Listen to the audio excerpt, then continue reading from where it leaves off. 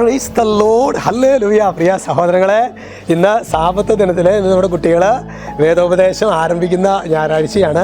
നമുക്ക് നന്നായിട്ട്, അതായത് നമ്മുടെ കുട്ടികൾക്ക് ഈശോയുടെ ഒരു സ്പർശം, ഈ ഒരു വർഷത്തെ കാറ്റഗീസും ക്ലാസ്സുകൾ ഒരു 36 ആഴ്ചയ്ക്കാണ് മാക്സിമം ഉണ്ടാകുക. അപ്പോൾ നമ്മൾ പ്രാർത്ഥിക്കേണ്ടത് നമ്മുടെ കുട്ടികൾ ശരിക്കും ഈ വർഷം കാറ്റഗീസ് അവർ പഠിക്കും. ഒരു ഈശോയുടെ ഒരു സ്നേഹത്തിൻ്റെ ഒരു നാമ്പ് എൻ്റെ കുഞ്ഞുങ്ങൾക്ക് അനുഭവിക്കാൻ പറ്റണം.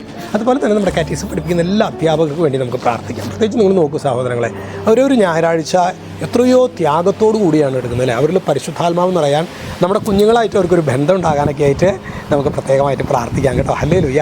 ഇന്ന് നമ്മൾ ധ്യാനിക്കുന്നത് കൊരിന്ത്യർക്ക് എഴുതിയ 1-ാം ലേഖനം 15:10. അവിടെ വചനം പറയുന്നത് ഇങ്ങനെയാണ്: ഞാൻ എന്തായിരിക്കുന്നുവോ അത് ദൈവകൃപയാലാണ്. ഞാൻ എന്തായിരിക്കുന്നുവോ അതായത് നമ്മളിലുള്ള മേന്മകളെല്ലാം, നന്മകളെല്ലാം, പ്രിയ സഹോദരൻ, അതിനെക്കുറിച്ച് എനിക്ക് നന്നായിട്ട് ജപമാല ചെല്ലാൻ പറ്റുന്നു, എനിക്ക് ജോലി കിട്ടി, അല്ലെങ്കിൽ എനിക്ക് എന്തൊക്കെയാണ് നമ്മുടെ നന്മകളായിട്ടുള്ളത്, എനിക്കൊരു വിശുദ്ധ ജീവിതം നയിക്കാൻ പറ്റുന്നു. അപ്പോൾ അതൊക്കെ ശരിക്കും ദൈവം നമ്മുടെ മേലിൽ, അതാണ് ഞാൻ എന്തായിരിക്കുന്നുവോ അത് ദൈവകൃപയാലാണ്.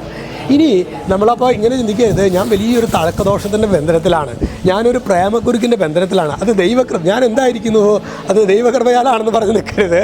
നമ്മൾ അവിടുന്ന് മാറണം. അതായത് കർത്താവ് ഈ സമയം തന്നെ എനിക്കൊരു കൃപ തരാണ്. ആ പാപത്തെ വെറുത്തുപേക്ഷിച്ച് കൃപയിലേക്ക് വരാനുള്ള ഒരു പ്രത്യേക കോളാണ് ഈ സമയം. അപ്പോൾ നമ്മൾ പാപത്തിലായിരിക്കുന്ന അവസ്ഥയിൽ സാരമില്ല, നീ പേടിക്കണ്ട, നീ എന്നിലേക്ക് തിരിച്ചു വാ, അങ്ങനെയാണ് ഈശോ പറയുന്നത്. അല്ലാണ്ട് ആ പാപത്തിൽ തുടരാനുള്ള, അത് പൈശാചിക പ്രലോഭനമാണ്.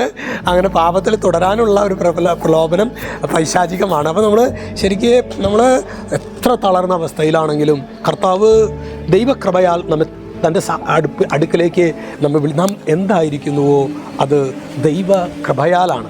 അതുകൊണ്ട് പ്രിയ സഹോദരങ്ങളെ, ഈ ദൈവകൃപയെ വളർത്താനായിട്ട് എൻ്റെ ജീവിതത്തിൽ ഞാൻ എന്തെങ്കിലും ചെയ്തിട്ടുണ്ടോ? നമ്മുടെ മക്കളുടെ ജീവിതത്തിൽ ഈ കൃപ വളരാനായിട്ട് നമ്മൾ എന്തെങ്കിലും ചെയ്തിട്ടുണ്ടോ? നമുക്കിന്ന് പ്രത്യേകമായിട്ട് പ്രാർത്ഥിക്കാം. ഇന്ന് ഈ സാപത്തിൽ നിങ്ങൾ ഓൾറെഡി ബലിയർപ്പിച്ച് കഴിഞ്ഞിട്ടുണ്ടായിരിക്കും. വരുന്ന ഒരു 5 ദിവസത്തെ ബലിയർപ്പണങ്ങളിൽ ദൈവകൃപ നമ്മുടെ മക്കളിൽ, നമ്മുടെ വ്യക്തി ജീവിതത്തിൽ ദൈവകൃപയെ വളർത്താനായിട്ടുള്ള ഒരു അഭിഷേകങ്ങൾക്ക് വേണ്ടി നമുക്ക് പ്രാർത്ഥിക്കാം. ഈശോ നമ്മെ സമൃദ്ധമായിട്ട് അനുഗ്രഹിക്കട്ടെ. രക്ഷിതാവായ യേശു ക്രിസ്തുവിൻ്റെ നാമത്തിൽ അനുഗ്രഹിക്കുന്നു. എപ്പോഴും എന്നേക്കും. ആമേൻ.